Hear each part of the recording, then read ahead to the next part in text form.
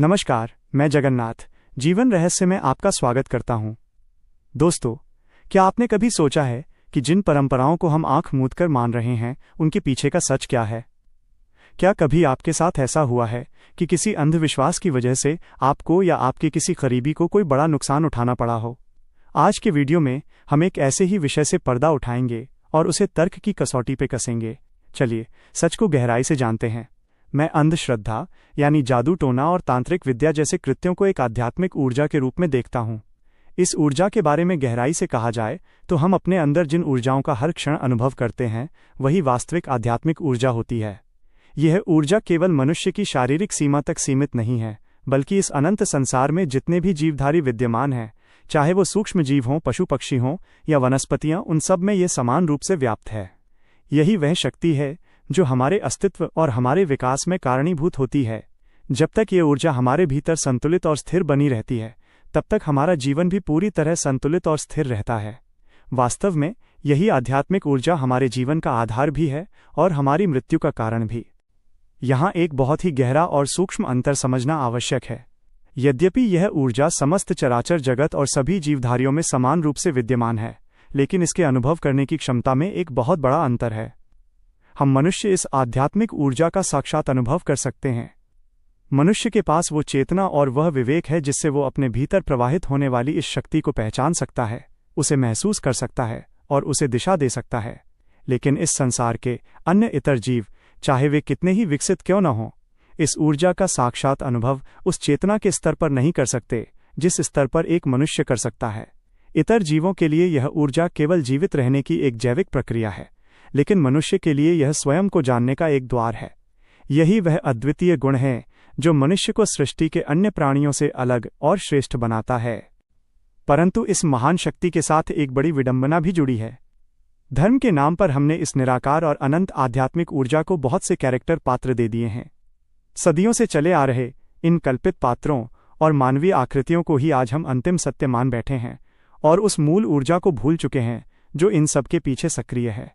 आध्यात्मिक ऊर्जा के नकारात्मक ऊर्जा से प्रभावित होने का सबसे बड़ा और प्राथमिक कारण हमारा अपना अज्ञान है।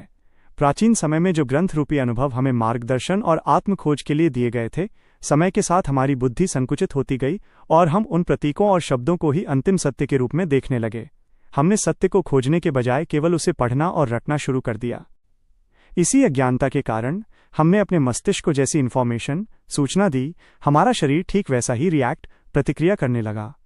मानव शरीर और मन का संबंध इतना गहरा है कि जब हम किसी नकारात्मक विचार या भयपूर्ण सूचना को अपने भीतर गहरे तक उतार लेते हैं तो हमारी आंतरिक ऊर्जा अपना संतुलन खो देती है।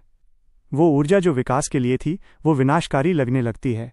जब हम डरे हुए होते हैं तो हमारा शरीर उसी भय के अनुरूप रसायन छोड़ता है और हम उस भ्रम को ही साक्षात सत्य मान बैठते हैं। इसी नकारात्मक ऊर्जा के प्रभाव और मानसिक भ्रम को आज हम समाज में अंधश्रद्धा के रूप में जानते हैं। ये कोई बाहरी भूत प्रेत या जादू नहीं है, बल्कि हमारे अपने ही अज्ञान से पैदा हुई ऊर्जा का विक्षेप है। यदि हम इस अंधश्रद्धा के सामाजिक प्रभाव को आंकड़ों के दृष्टिकोण से देखें तो इसकी तस्वीर बहुत चिंताजनक है। इस मनोवैज्ञानिक और ऊर्जावान जाल से समाज का हर वर्ग प्रभावित है, लेकिन इसमें एक निश्चित अनुपात देखा जा सकता है। इस अंधश्रद्धा और नकारात्मक ऊर्जा से स्त्रियां 60% तक प्रभावित हैं, क्योंकि सामाजिक और घरेलू संरचना में उन्हें अक्सर भावनात्मक रूप से अधिक संवेदनशील और असुरक्षित रखा गया है। इसके बाद बच्चे 30% तक प्रभावित होते हैं, क्योंकि उनका कोमल मन बड़ों के आचरण और भय को बिना तर्क के ग्रहण कर लेता है। वहीं आदमी 10% तक इससे प्रभावित पाए जाते हैं। यह आंकड़े दर्शाते हैं कि समाज का एक बड़ा हिस्सा आज भी अपनी आंतरिक शक्ति को पहचानने के बजाय बाहरी भ्रमों में जी रहा है। जो धर्म या पंथ पूरी तरह से चमत्कारों की नींव पर खड़े हैं, वे वास्तव में इसी आध्यात्मिक ऊर्जा के निम्न और स्थूल स्वरूप का अनुभव करते हैं। वे ऊर्जा का उपयोग डराने, विस्मित करने या वश में करने के लिए करते हैं, न कि मुक्ति के लिए। हमें यह परम सत्य समझना होगा कि यह ऊर्जा अपने आप में पूरी तरह से तटस्थ है। यह सही और गलत, पुण्य और पाप के मानवीय मापदंडों को नहीं समझती। ये बिल्कुल प्रकृति के अन्य नियमों की तरह है। इस ऊर्जा का जैसा कैरेक्टर गढ़ा जाता है या इसे जिस प्रकार की सूचना के साथ निर्देशित किया जाता है, ये वैसा ही असर दिखाना शुरू कर देती है। यदि आप इसे प्रेम और ज्ञान से जोड़ेंगे तो ये वरदान बनेगी। यदि आप इसे डर और नफरत से जोड़ेंगे तो ये अंधश्रद्धा बनकर जीवन को अंधकार में धकेल देगी।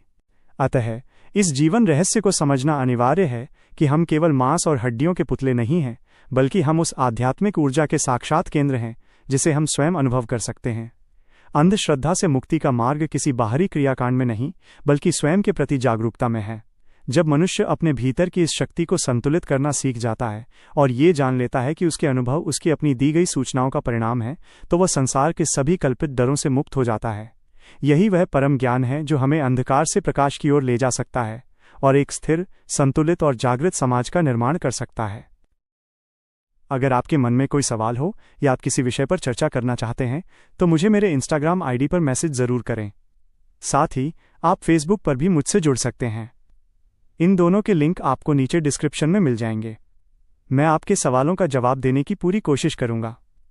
आज के वीडियो में बस इतना ही। धन्यवाद।